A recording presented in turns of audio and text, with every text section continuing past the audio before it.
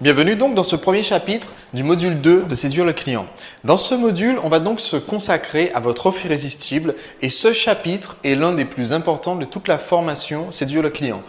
Alors, l'offre irrésistible, c'est celle qui va justement vous démarquer de la concurrence. Et selon Mark Joyner, il y a 3 éléments clés sur la définition de votre offre. La première, c'est un fort retour sur investissement. Le prospect doit comprendre que la valeur qu'il va recevoir, donc la valeur perçue par le prospect, est largement supérieure au prix qu'il va investir. Donc, il faut que, et on va voir ensemble comment on fait pour positionner notre offre de cette façon, il faut que dans la vie du prospect, la valeur du résultat que vous allez apporter, donc la valeur réelle, concrète de votre produit ou service, ainsi que la valeur perçue qui est due au format dans lequel vous livrez votre produit ou service, doivent être largement supérieures au prix et à la façon dont le prospect va payer. Alors, je vais vous expliquer dans un instant cela. Je vais aussi vous montrer comment élaborer une proposition qui soit simple et claire. Alors, en général, en marketing, cette proposition, on l'appelle une proposition unique de vente, une USP ou encore même un slogan dans certains cas. Je vais l'appeler, dans Séduire le client, je vais l'appeler une devise parce que justement, je ne veux pas que vous vous attardiez sur la création de slogans et surtout pas de la façon un petit peu poétique ou pour paraître plus intelligent qu'utilisent beaucoup d'entrepreneurs quand ils créent leurs slogans. Par exemple, si vous utilisez à l'heure actuelle un slogan du type « les solutions, nous vous apportons aujourd'hui les solutions de demain », eh bien ça c'est l'exemple type de la raison pour laquelle j'utilise plus le mot slogan, c'est parce que ça c'est très bateau, on va dire. Ça n'explique rien concrètement au prospect, ça ne présente pas votre proposition de vente concrètement au prospect. Et à l'heure actuelle, j'ai fait un test juste avant de tourner cette vidéo. Il y a plus de 5000 entreprises à l'international qui utilisent une quelconque version de ce slogan « nous vous apportons aujourd'hui les solutions de demain ». Donc ça ne vous différencie absolument pas et ça n'informe absolument pas le prospect de ce que vous avez à proposer réellement de concret. Et donc ça n'intéresse pas le prospect et donc ce n'est pas une proposition unique de vente. Troisième élément de votre offre irrésistible, ça va être la crédibilité. Parce que si vous faites effectivement une offre dans laquelle la valeur est largement supérieure au prix, vous voulez quand même que le prospect n'ait pas en tête « c'est trop beau pour être vrai, donc c'est une arnaque ». Donc on va voir ensemble dans les prochains chapitres comment faire pour développer la crédibilité de ce que vous avez à offrir. Mais tout d'abord, avant de définir le retour sur investissement et de vous expliquer comment créer votre proposition unique de vente, je vais d'abord vous aider un petit peu à vous plonger dans l'esprit du prospect et vous amener donc dans la psychologie de l'offre irrésistible. J'aimerais que vous évitiez à tout prix les 2 grossières erreurs que commettent la majorité des entrepreneurs avec leur marketing. La première erreur, c'est de penser que notre prospect est plus sophistiqué qu'il ne l'est vraiment. Et ça, c'est un exemple type. On a tous tendance à faire cette erreur-là. L'exemple type, c'est utiliser du vocabulaire trop technique pour un prospect qui n'est pas un expert dans le domaine contrairement à vous, ou utiliser un vocabulaire trop ampoulé, des formules de phrases trop longues, ou un style qui se veut volontairement trop élitiste par rapport à votre prospect type qui risque justement d'être plus attiré par des offres plus simples. Et je vais vous donner une bonne façon, une bonne allégorie de cette façon de penser.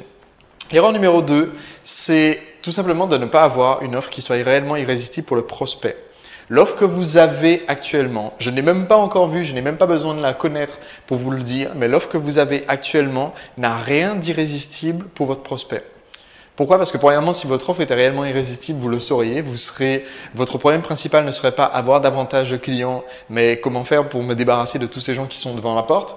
Et concrètement, on a une forte tendance, et c'est normal, à se bloquer sur notre côté de l'équation et à ne pas savoir décrire concrètement au prospect en quoi notre valeur, c'est qu'on a à lui offrir, est largement supérieure à ce qu'il va devoir investir. Donc, je vais vous aider à créer des offres réellement irrésistibles. Alors, j'aimerais vous proposer une métaphore en image qui vont vous aider un petit peu à comprendre comment vous devez formuler votre offre irrésistible. Tout d'abord, vous devez essayer d'imaginer votre prospect. Votre prospect assis chez lui ou assis à son bureau ne ressemble certainement pas à la personne que vous avez en tête jusqu'à maintenant. Il ressemble très vraisemblablement à cette image, par exemple.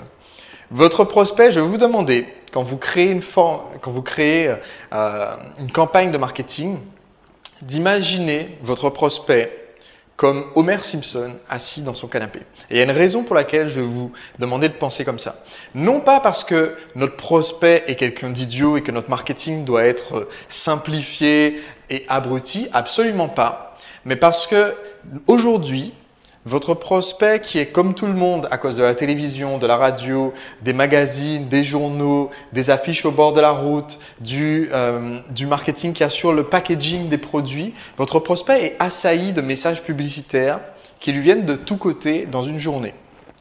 Et aujourd'hui, malgré le fait que votre prospect est une personne extrêmement intelligente, cette personne a été confrontée à des centaines de messages marketing différents et n'a vraiment pas beaucoup de temps de réflexion à accorder à votre proposition.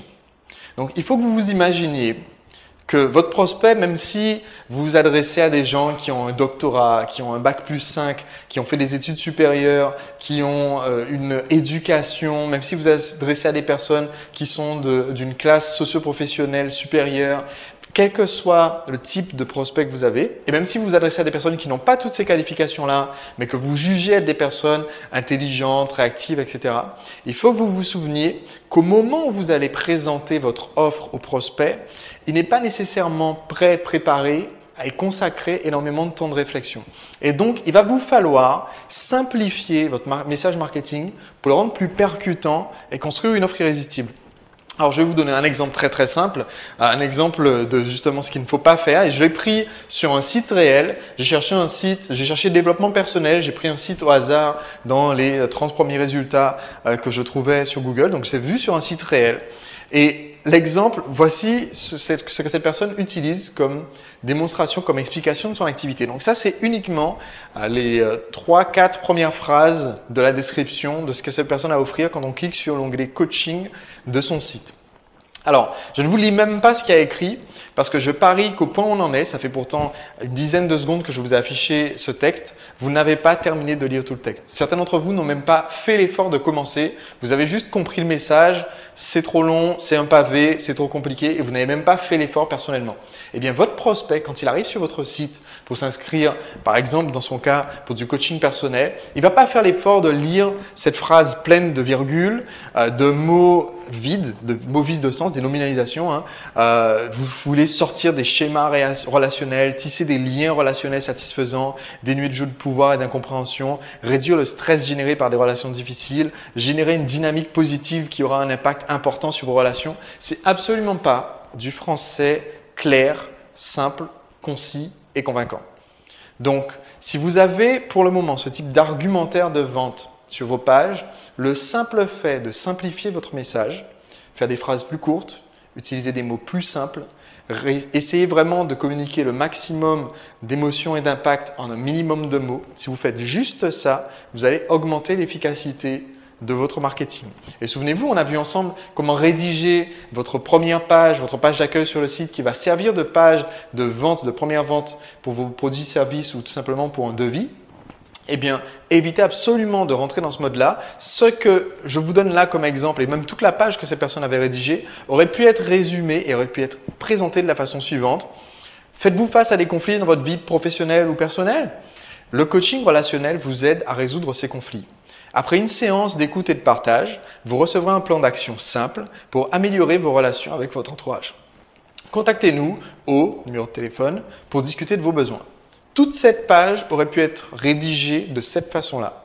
Ensuite, si on souhaite développer davantage, on aurait pu rentrer davantage dans les émotions, sur le type de conflit qu'on peut aider par exemple à résoudre.